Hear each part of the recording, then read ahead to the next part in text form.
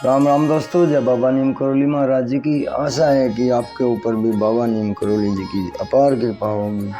आपके घर परिवार में भी सभी कुशल मंगल हो, यही मैं प्रार्थना करता हूँ बाबा नीम करोली जी से, श्री राम जी से, मेरे हनुमान जी, मेरे महादेव जी, मेरी नवदुर्गा माँ, आदि पराशक्ति माँ पार्वती आपके ऊपर सदैव कृपा दृष्टि बनाए रखे, यही मेरी प्रार्थना है।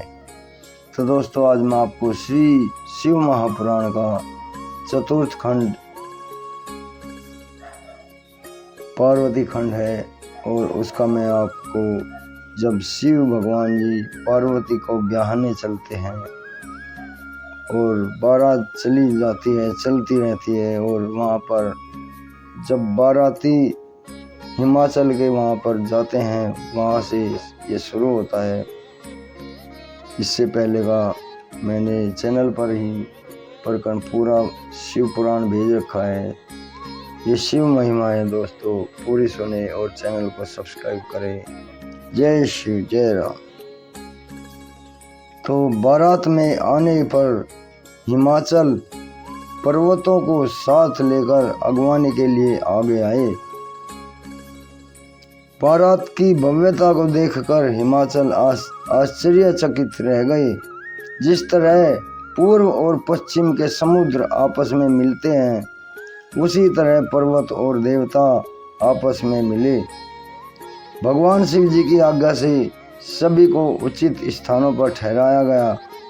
इसके पश्चात हिमाचल ने अपने पुत्रों को भेजकर शिव जी को मिलने की इच्छा से बुलाया। इस पर शिव जी सभी देवताओं को साथ लेकर सज धज कर मिलने के लिए गए। मैना ने भी शिव जी को देखने की इच्छा जताई।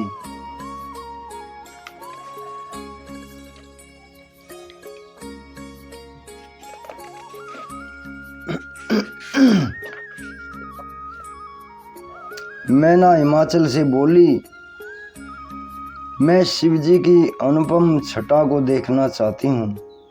दोस्तों, ये शिव जी की अनुपम लीला है, इसका पाठ का नाम। मैना हिमाचल से बोली, मैं शिव जी की अनुपम छटा को देखना चाहती हूँ कि उनका रंग रूप कैसा है। इधर भगवान शंकर मैना की इच्छा को जान गए। देवगणों से सुसज्जित बारात आगे चल रही थी। उसमें अप्सराएं आदि नृत्य कर रही थी। मैना ने विष्णु को देखकर नारद से पूछा, क्या यही शिव जी हैं?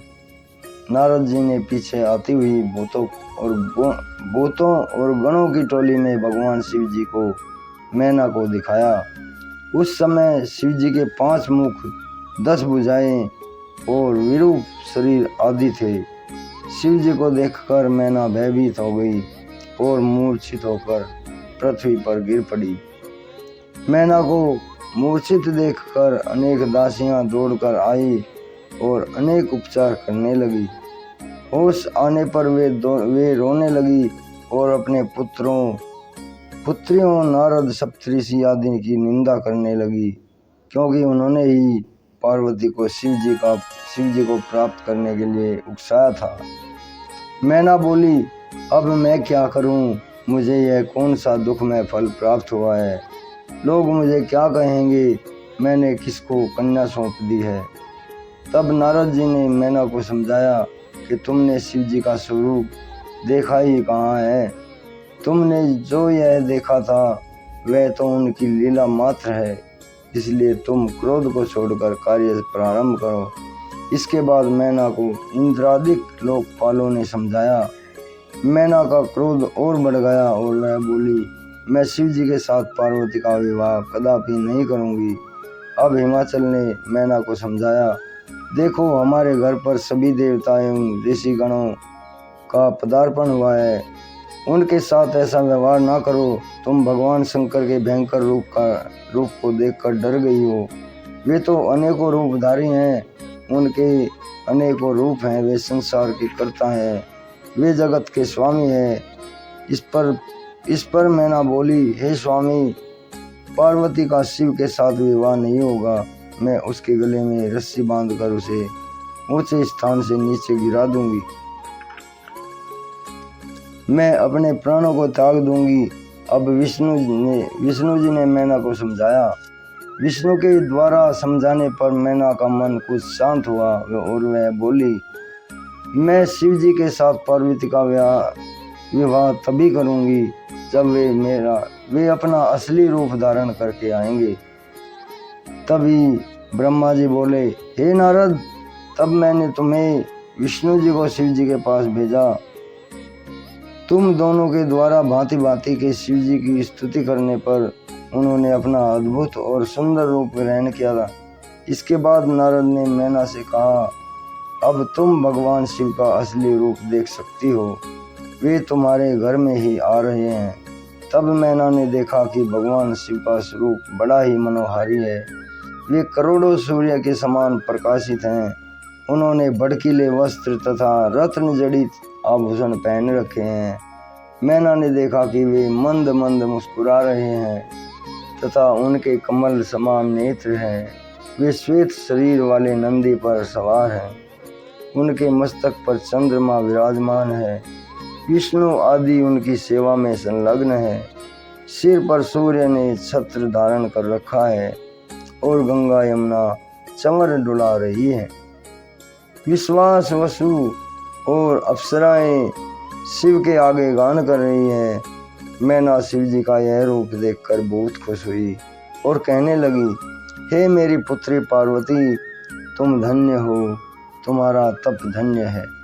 फिर बोली, हे भगवान, मेरा अपराध क्षमा करें, मैंने आपकी भारी निंदा की थी। सभी पूर्ववासी महिलाओं ने भगवान शिव के दर्शन किए, अक्षत और चंदन से उनकी पूजा की। सभी महिलाएं अपने घरों के कार्यों को अधूरा छोड़कर उनके दर्शनों को आई।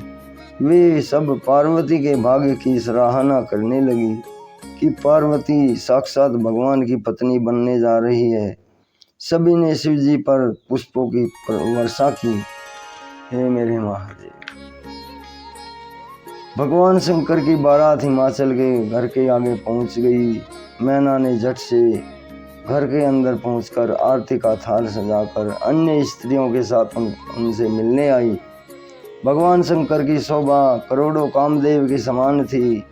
वे सुंदर श्वेत वर्ण त्रिनेत्रधारी थे।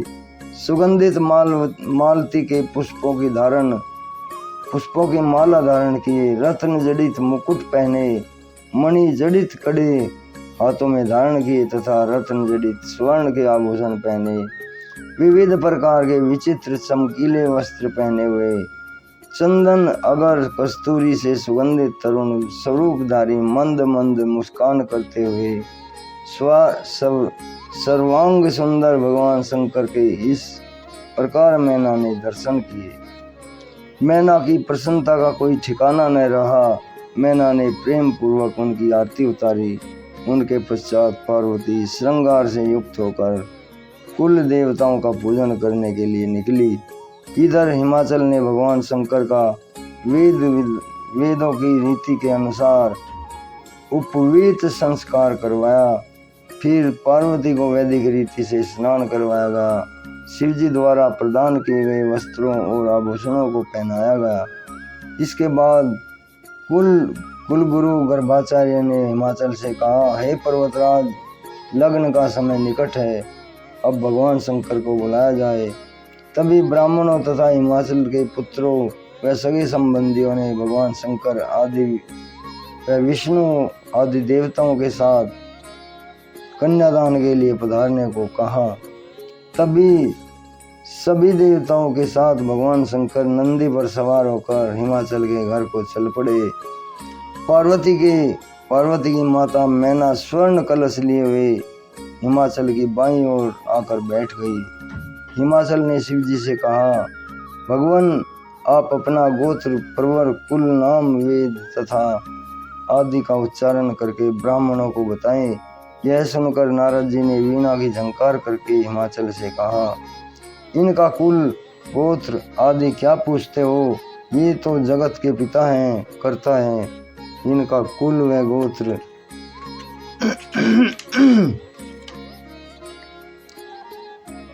इनका कुल व गोत्र तो नाद ही है। शिव स्वयं नाद में है। और नाद सोम शिव में है। इन दोनों में कोई अंतर नहीं है। इस पर हिमाचल आश्चर्यचकित रह गए। इधर देवता व ऋषिगण भगवान शिव की जय जयकार करने लगे। इसके पश्चात संकल्प पूर्वक हिमाचल बोले, हे समस्त संसार के ईश्वर भगवान शंकर, आपको मैं अपनी पुत्री का कन्यादान करता हूँ। आप इसे अपनी धर्म पत्नी के रूप में स्वीकार करें। इस प्रकार कहकर जल सहित कन्या का हाथ में भगवान शंकर के हाथ में हाथ दे दिया। आकाश में जय जयकार की ध्वनि गूंज उठी। अप्सराएं नाचने लगी। हिमाचल ने रत्न आभूषण गोए दासियां हाथी रथ वस्तुएं में दहेज में प्रदान की। सब मुनिजन और देवता शिव पार्वती का अभिनंदन करने लगे। जय शिव जय शिव जय शिव। मेरे प्रभु राखो मेरे लाल। दोस्तों, ये श्री शिव महापुराण का चतुर्थ खंड था, सती खंड। इसमें शिव भगवान जी की बारात का विवरण है और कन्यादान है। पूर्ण विवाह हो चुका है। कल मैं इससे आगे सुनाऊंगा ब्रह्म का मोह होना। अब आज्ञा लेता हूँ दोस्तों। जय राम जी।